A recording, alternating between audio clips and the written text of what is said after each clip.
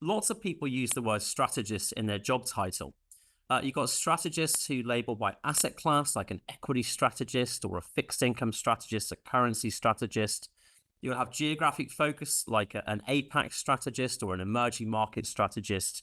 You have other focuses like macro strategists, portfolio strategists, quantitative strategists, and then some more generic titles, simply investment strategist or market strategist. So there are lots of different flavors. And joining me today are three esteemed guests who are currently investment strategists. They have volunteered to join in their personal capacity. Let's dip into the questions from the audience. First one's for you, David. So you're a strategist on the buy side, and you've been on the buy side most of your career.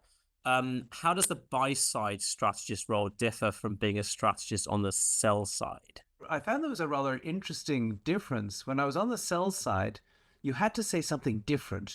Please give me a non-consensus view. The problem is, as we economists know, consensus is rather smart about these things, and particularly in economic numbers. If you decide you're going to go two standard deviations away from consensus, guess what? You're very likely wrong. But what I discovered on the sell side is no matter how absurd their view was, so long as you could spout some piece of nonsense and with conviction that was very different from consensus, you would get a hearing. Now, on the buy side, it is a little bit different because in the end, a lot of times you're advising the people who are advising individual investors. They don't need to beat the markets. They need to avoid making stupid mistakes and getting too excited or too scared. They need to basically invest broadly. And very often, they don't even appreciate what consensus among strategists and economists is. So if you don't have to worry so much about coming up with a non-consensus view. Like Francois, I'm always there's always a little bit thrill of excitement when you discover that the world has got it wrong and there is something going on that people haven't quite figured out yet. I love doing that and talking about that, but I don't mind very often giving views which are quite straight down the middle, so long as I'm expressing something clearly to people that people don't normally get.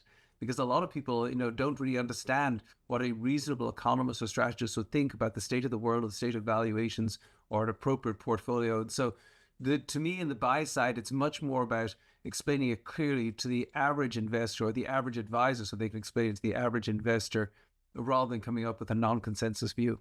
Thinking about the industry a little bit, so we're all quite aware of the shift from active to passive that's taken place over many, many years now. How is that changing the investment strategy? I think you mentioned you look at ETFs a bit earlier. Maybe that's got something to do with it. So how do you think that shift has altered the role of being an investment strategist? So we can use the ETF industry as a proxy, for instance, for markets, which has allowed us to do so much more in terms of quantification of trends. I think that there's also a lot more to discover and write about with respect to what's driving stocks at any given point in time, what's driving markets at any given point in time can be related to what investors are investing in. The product itself can create concentrations which are worth exploring in strategies. Mostly, I think, though, that it's just opened up the world of opportunity to investment to a greater share of investors. It's created an investability for many, many asset classes that were not investable for the retail investor years ago, which has allowed for proliferation of financial products, allowed for creation of wealth for a greater degree of investors. I mean, one of the things I like most about being at Bloomberg is I'm not segmented to talking to any specific investor type. So in any given day, we might talk to an asset owner who owns a certain product set, and also a trader, a retail trader, trading their own book, who is interested in the movements in various asset prices or individual securities. But I'd say broadly, the thing that's changed the most is just the proliferation of product has allowed for more. And we do this ourselves because one of the things that we do inside of our team is create thematic universes that ultimately feed indexes that ultimately become licensed ETFs in our provider base. So there's those ETF products are very active by nature. They're not necessarily passive. I think that the universe is constantly changing. What we're spending most of our time doing in our ETF work now is not covering ETFs as a passive entity, but covering the active strategies that are evolving inside that asset structure, and I think it'll constantly evolve. So it goes back to the original thing that I said is one of the things I like most is the constant evolution, the constant challenge, and this active passive ETF versus fund wrapper sort of progression throughout time is one of those challenges that we follow in depth. Is this the best of times or the worst of times to be an investment strategist? That's not an easy one to answer. Selfishly, I want to say that it's the best of times. I really like Gina's analogy, puzzle analogy. And, you have a greater need for investment strategy when you have a complicated puzzle. And we have a new administration that's using very unconventional policy tools. And so that's a puzzle to figure out. We have an economy that is very different than it's been in the past. And by different, what I mean is more sensitive to inflation. And we have, a stock market at S&P 500. It's also very different than it's been historically. It's very growthy. And that means it will respond differently to, certain macro developments. So, from my perspective, this is one of the most interesting backdrops I have seen. And I feel like the more complicated the puzzle is, the more of a need there is for investment strategy or people to figure it out, if you will. So I think it's the best of times. Absolutely. How's kind of coming that academic economist route help you land and succeed in your current role? To some extent, luck. I mean, it's just you just managed to interview eventually for the right jobs in the right places. So I think two crucial jobs. I think first of all, if you have good academic credentials, I mean, never doubt the value of good credentials. So you got to do well in your education. But eventually I managed to get a job at Putnam Investments. So they're looking for a strategist who could make speeches at the very time that was what I really needed to do. And similarly at JP Morgan Asset Management, they were looking for a strategist. That was just what I had to offer.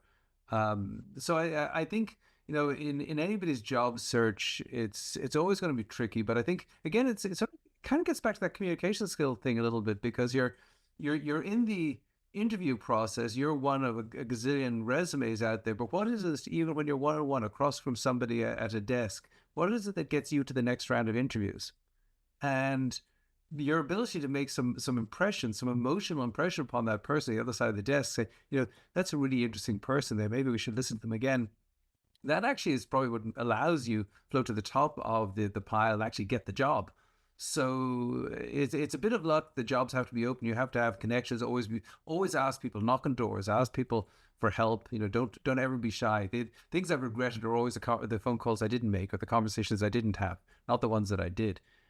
So you have to knock a lot of doors, but also make sure that in the communications process you're able to get across some ideas that make people think and have an emotional connection on them. How important would you say are the quant and data analytic skills for junior strategists these days? And what would you look for in terms of evidence of that for someone looking to join the industry? Absolutely critical is the best answer that I can give you. In terms of joining our team, we put analysts through an actual testing process. So we test their ability to analyze financial statements, but also aggregate data. It's sort of very classic, traditional understanding of index construction, as well as financial metrics for companies. And then we also put them through a Python test. So it's just a part of life.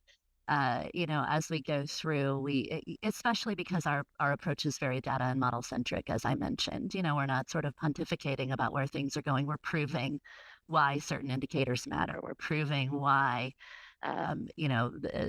some indicator may move certain segments of the equity market over time, or trying to analyze what an indicator means for segments of sector rotation or market performance. So we in our team absolutely consider it crucial.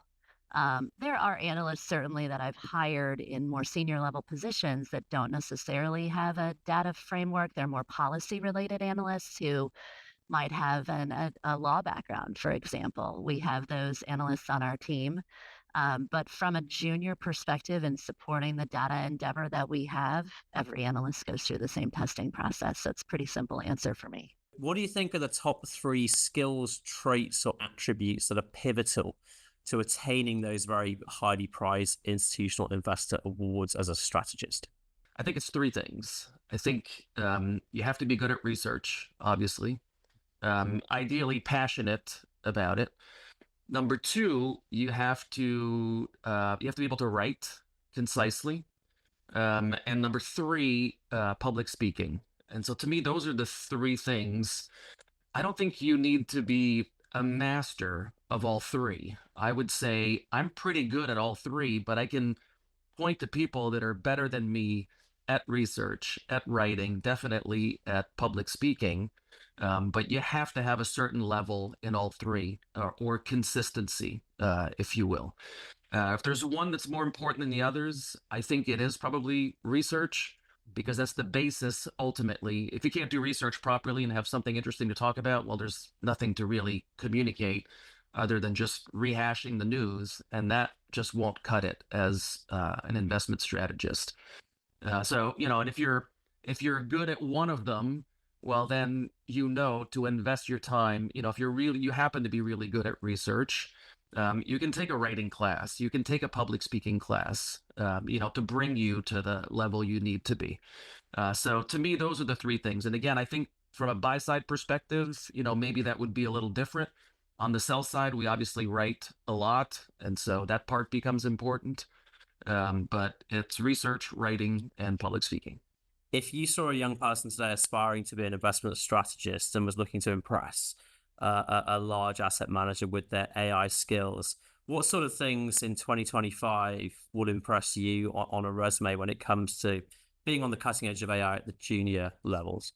It's not so much technical skills. I mean, we can always try and measure those, and I think we've got lots of ways of filtering them. But I like to see people with sort of an engineering background, people who've shown some engineering, math, or something, so we know that they've got some quantitative aptitude.